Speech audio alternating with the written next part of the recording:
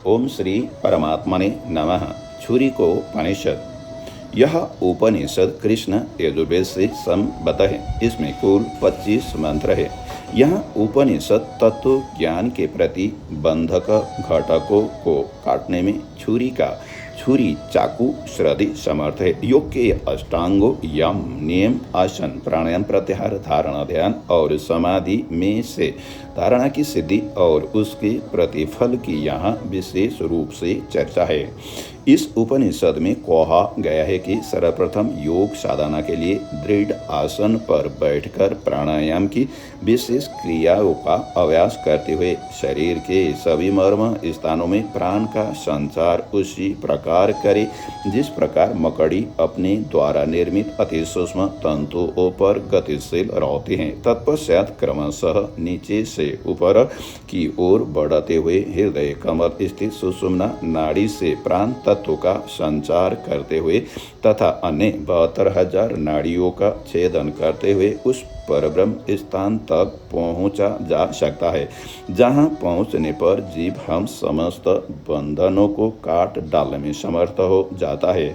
उस समय वह अपने समस्त कर्म बंधनों को जलाकर परम तत्व में उसी प्रकार लय को प्राप्त हो जाता है जिस प्रकार दीपक निर्वाण बुझने के समय तेल बाती सभी को जलाकर परम ज्योति में विलीन हो जाता है। इस प्रकार वहाँ जीव पुनः कर्म बंधन में नहीं बंधता, जीवन मुक्त हो जाता है। यही उपनिषद का सार है। शांति पाठ। ओम सह नावतु सहनौ वनतु सह वीर्यं करवावहै तेजस्वी नावधीतमस्तु मा विद्विषावहै। ओम शांति है शांति है शांति है। योग की सिद्धि हेतु में धारणा रूपी छुरी के संबंध में यहाँ वर्णन करता हूँ, जिसे प्राप्त करके योग युक्त हो जाने वाले मनुष्य को पुनर्जन्म नहीं लेना पड़ता, अर्थात वहाँ आवागमन के बंधन से मुक्त हो जाता है। जैसा कि स्वयंभू ब्रह्मा जी का कथन है और जो भाव वेद के तत्वार्थ में सन्निहित है, तदनुसार कोलाहल रहित स्थान में इसके लिए उचित आसन में स्थित होकर जैसे कछुआ अपने अंगों को अपने संकल्प से समेट लेता है, वैसे ही मन और हृदय के भावों को निरुद्ध बिखरने से रोक करे तथा ओमकार की 12 मात्राओं के माध्यम से उतने समय में धीरे धीरे प्राणरूप सर्वात्मा को पूरक द्वारा अपने अंदर पूरी करे। इस समय प्राण के सभी द्वारों को बंधों को माध्यम से रोक करके छाती मुंह कमर गर्दन को ऊपर की ओर खींचकर सीधा तथा हृदय को कुछ उन्नत रखे। इस स्थिति में नासिका द्वारा संचरित प्राण को कुंभक के द्वारा सभी स्थानों में धारण करे। जहाँ तहाँ प्राणों का संचरण हो जाने पर फिर धीरे धीरे वायु को रेचक क्रिया द्वारा बाहर छोड़ दे। धारणा युक्त उक्त प्राणायाम का अभ्यास दृढ़ हो जाने पर पूरी सावधानी के साथ पैर के अंगूठे सहित टखनों में 2-2 बार, टखनों और घुटनों के बीच के भाग जंघाओं या पीढ़लियों में 3-3 बार, घुटनों और उरु जंघों में 2-2 बार तथा गुदा एवं जनेंद्रिय में 3-3 बार प्राणायाम द्वारा प्राणों का संचार की धारणा करे। इसके बाद नाभि प्रदेश में प्राणों की धारणा करे। वहाँ पर पीड़ा पिंगला आदि 10 नाड़ियों से आवृत सुषुम्ना नाम की ब्रह्म नाड़ी स्थित है। वहाँ भी अनेक नाड़ियाँ स्थित है जो अति सूक्ष्म लाल पीली काली एवं तांबे के रंग की हैं। वहाँ पर जो नाड़ी अति सूक्ष्म पतली एवं शुक्ल वर्ण की है उसका आश्रय प्राप्त करना चाहिए। जिस प्रकार पूर्ण नाभि मकड़ी अपनी लार के तंतुओं द्वारा गतिशील होती है, उसी प्रकार योगी को उस नाड़ी मंडल में प्राणों को संचारित करना चाहिए। उस नाभि के बाद वेदांतों में जिसे दहर या पुंडरीक कहा गया है, वहाँ महत आयतन वाला हृदय क्षेत्र है। वह क्षेत्र रक्त कमल की तरह सदा प्रकाशित रहता है। उस हृदय क्षेत्र के बाद नाड़ियों को पूरित करता हुआ प्राण प्रवाह कंठ में आता है। उसके बाद मन क्षेत्र और उससे परे गुहे निर्मल और तृष्ण बुद्धि का स्थान है।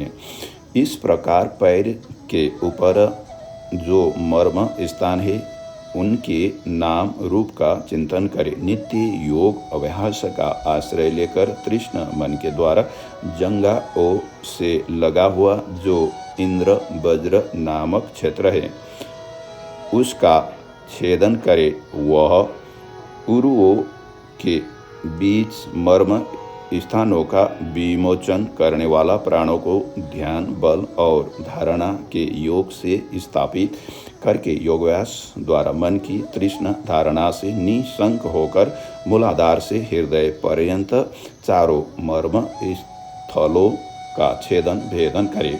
इसके बाद योगी कंठ के अंदर स्थित नाड़ी समूह में प्राणों को संचरित करे। उस नाड़ी समूह में 101 नाड़ियां हैं। उनके मध्य में पराशक्ति स्थित सुषुम्ना नाड़ी परम तत्व में लीन रहते हैं और बीरजा नाड़ी ब्रह्ममय है।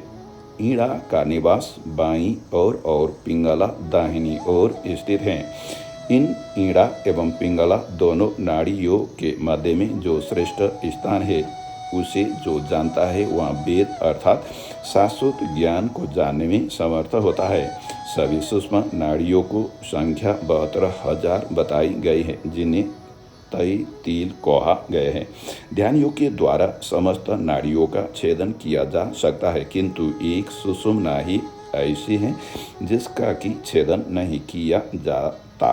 तीर पुरुष को इस जन्म में आत्मा के प्रभाव से अग्निवत तेजोमयी एवं योग रूपी निर्मल धार से युक्त धारणा रूपी छुरी से सैकड़ों सभी नाड़ियों का छेदन करना चाहिए। इससे नाड़ियाँ उसी तरह से सुवास युक्त हो जाती है जिस तरह जाति चमेली के पुष्प से तिल का तैल सुवासित हो जाते हैं।